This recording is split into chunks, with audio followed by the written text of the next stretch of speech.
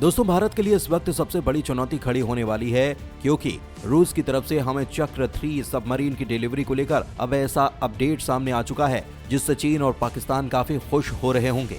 दोस्तों, 2019 में भारत ने रूस के साथ $3 बिलियन की कीमत पर चक्र 3 सबमरीन को 10 साल के लिए लीज पर लेने की डील साइन की थी। ये सबमरीन भारत को अगले 10 साल के लिए सर्विस में मिलेगी, लेकिन इसके पहले रूस चक्र 3 सबमरीन को 72 महीनों तक रीफिट करेगा, जिसके तहत इसमें हर तरह की परेशानी को दूर किया जाएगा और सबमरीन को काफी एडवांस भी बनाया जाएगा ताकि भारतीय नौसेना की सेवा के लिए ये सबमरीन तैयार हो सके। बता दें कि इस वक्त भारतीय नौसेना के पास एक्टिव सर्विस में सिर्फ एक ही न्यूक्लियर सबमरीन मौजूद है, वो है हमारा स्वदेशी अरिहंत सबमरीन। इसके अलावा INS अरिहंत हमने लॉन्च किया था, वो भी 2025 तक ही आधिकारिक तौर पर सेवा में शामिल हो सकेगा। अरिहंत क्लास की पनडुब्बी भारत ने स्वदेशी रूप से विकसित की है और इस पनडुब्बी का वजन 6000 टन का होता है। अरिहंत क्लास की सबमरीन एक बार में 12 K-15 सागरिका मिसाइल या फिर 4 K-4 बैलिस्टिक मिसाइल ले जाने में सक्षम है।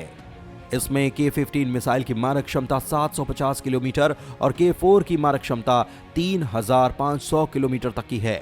आपको ये बात जानकर हैरानी होगी कि ये चक्र 2 सबमरीन जो हमने रूस से 2011 में लीज पर ली थी, वो अब रूस को वापस कर दी गई है, जिसका मतलब ये है कि हमारे पास अभी सर्विस में सिर्फ एक स्वदेशी न्यूक्लियर सबमरीन ही मौजूद है। ऐसे में अगर चक्र 3 की डिलीवरी में देरी होती है तो ये हमारे लिए काफी बड़ी परेशानी होगी, और ऐसा हो भी चुका है। मतलब कि लेटेस्ट अपडेट के मुताबिक भारत को चक्र 3 सबमरीन की डिलीवरी और भी ज्यादा लेट हो सकती है। जब हमारे विदेश मंत्री डॉक्टर S जयशंकर रूस के दौरे पर गए थे, तब उन्हें काफी आश्वासन दिया गया कि चक्र 3 सबमरीन की डिलीवरी भारत को सही समय पर कर दी जाएगी। लेकिन अब एक बार फिर से ये देखने को मिल रहा है कि इसमें हमें और ज्यादा डिले का सामना करना पड़ सकता है, जिसके पीछे की मुख्य वजह दोनों देशों के बीच फाइनेंशियल क्राइसिस है, क्योंकि भारत और रूस के बीच में पेमेंट करने की काफी जटिल परेशानियों का सामना हो रहा है। ऊपर से रूस यूक्रेन के साथ युद्ध में व्यस्त है, जिससे रूस की अर्थव्यवस्था काफी प्रभावित हुई है और इसका असर चक्र 3 की डिलीवरी पर भी पड़ चुका है। वहीं चीन, जिसके पास परमाणु पनडुब्बियों का बड़ा जखीरा मौजूद है, वो इस खबर को सुनकर काफी खुश है। साथ ही पाकिस्तान को भी राहत मिली है कि भारत के पास इस वक्त एक ही परमाणु सबमरीन मौजूद है। ये अलग बात कि हमारी एक परमाणु सबमरीन भी पाकिस्तान की पूरी नौसेना को खत्म करने की ताकत रखती है, लेकिन चीन हमारे लिए फिलहाल बड़ी परेशानी है, जिसे देखते हुए हमें चक्र 3 सबमरीन की डिलीवरी जल्द ही पूरी करनी होगी।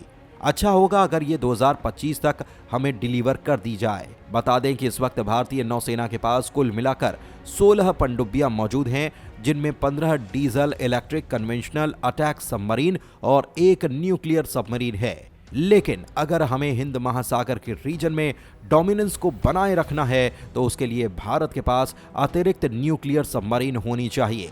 एक्सपर्ट्स का मानना है कि भारतीय नौसेना को 4 से लेकर 6 परमाणु सबमरीन ऑपरेट करनी चाहिए और 16 से लेकर 20 इलेक्ट्रिक कन्वेंशनल सबमरीन होनी चाहिए, जो सबसे एडवांस और मॉडर्न स्टैंडर्ड के हों।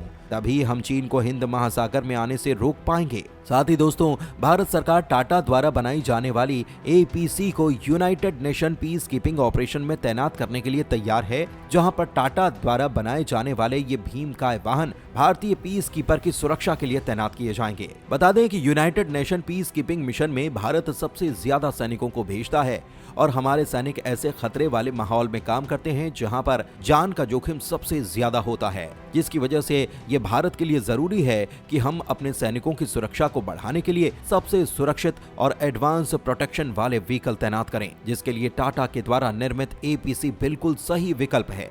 ये व्हीकल एक बार में 3 क्रू मेंबर के साथ 9 सैनिकों को ले जाने में सक्षम है।